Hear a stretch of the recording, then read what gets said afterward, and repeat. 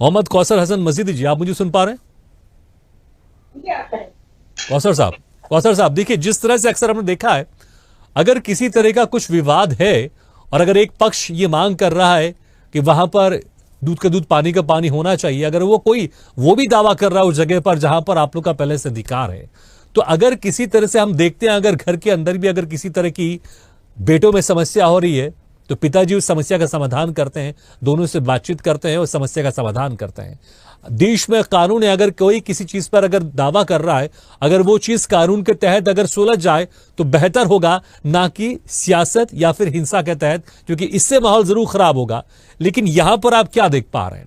समाधान होना चाहिए, समस्या का समाधान अगर एक पक्ष कर रहा है, लेकिन अगर उसमें हिंसा हो रही, सियासत हो रही है, फिर ये ठीक तो नहीं है। क्योंकि धर्मगुरु के तहत आप क्या कहना चाहेंगे इस पर आप? बहुत धन्यवाद भागीरथ जी। मैं सभी अपने जो साथी पैनलिस्ट हैं उनका मैं अभिवादन करता हूं और बड़ी जिम्मेदारी के साथ ये बात कहना चाहता हूं कि जो आपने ये जुमला कहा मुझे बड़ा प्यारा लगा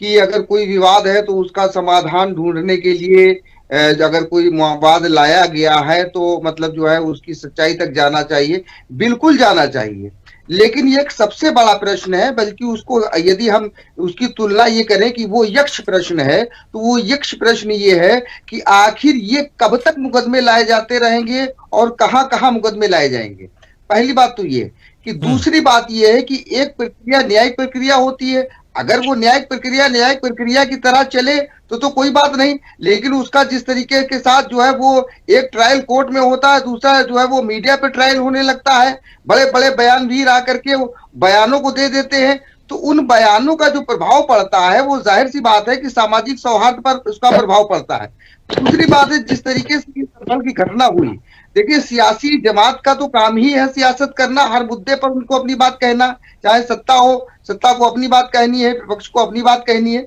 लेकिन जो प्रश्न आता है धर्म गुरुओं का और बुद्धिजीवियों का, जो चिंता करने वाली बात है कि आखिर ये किस तरीके से हंगामा खड़ा किया गया, किसने खड़ा किया। मैं इस पर की तह पे नहीं जाना चाहता हूं कि वो सत्ता में था या विपक्ष में था, लेकिन जिस तरीके से ये तमाशा खड़ा किया गया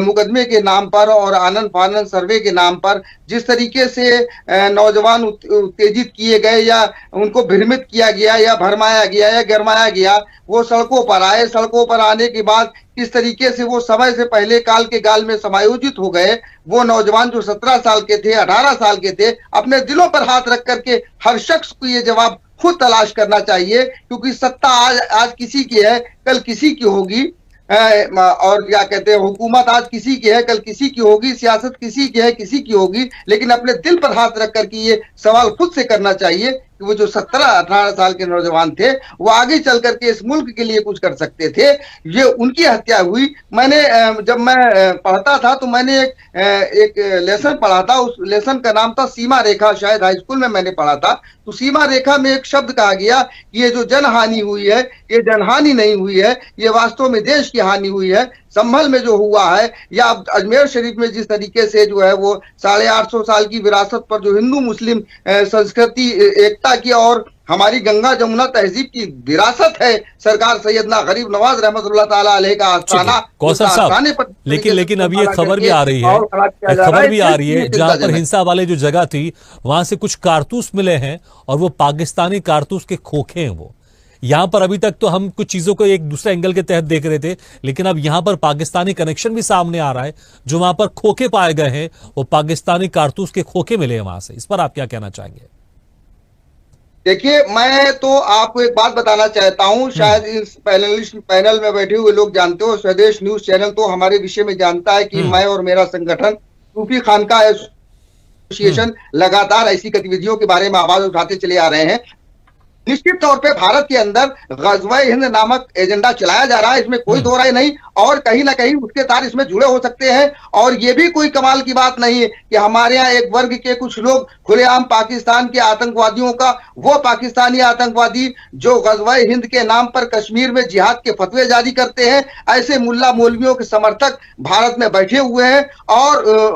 उनकी जो है महिमा मंडन करते हैं बाकायदा। उनका पूरा नेटवर्क भारत में संचालित हो रहा है। और मैंने इन सारी चीजों की साक्ष्यों के साथ कई बार इत्तला उत्तर प्रदेश की हुकूमत और हुकूमत हिंद को, वजारत दाखिला को मैंने कई बार इसके बारे में इत्तला दी है और कई बार मैंने आंदोलन किया है। पिछले 4 सालों से तो मैं लगातार 2 अक्टूबर को इस बारे में धरना देता हूं कि पाकिस्तान के आतंकवादियों की गतिविधियां किस तरीके से बिल्कुल भारत में बिल्कुल कौसर संचालित साहब, की जा रही है। अगर हमारे घर के मामले में अगर कोई पड़ोसी मुल्क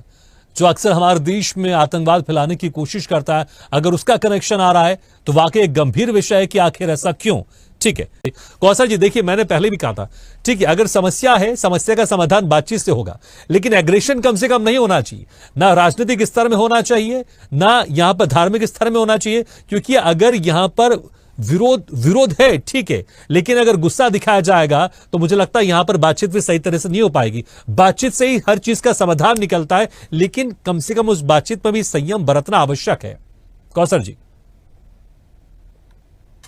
बड़ा प्राचीन दोहा है, मधुर वचन है औषधि, कटुक वचन है तीर।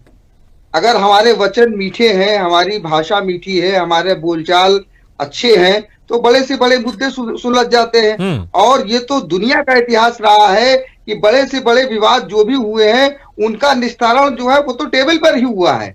युद्ध में युद्ध भी हुए हैं तो युद्ध का समापन भी टेबल पर हुआ है। और ये इस मुल्क में तो हमारा 1000 साल पुराना साथ है, हमारी 1000 साल पुरानी संस्कृति है, गंगा जमुनी तहजीब जिसको कहा जाता है, जिसके बारे में मलिक मोहम्मद जायसी कहते हैं कि सरग नखत तन रोवा तेते बिधना के मारग है जेते। ऐसे सूफी संतों का देश भारत है, रहीम और रसखान का देश भारत है। वाकई अगर कोई आप विवाद है बिल्कुल आप भी इस बात से सहमत हैं कि बातचीत से समस्या का समाधान हो सकता है, लेकिन बातचीत सही तरह से होनी भी आवश्यक है।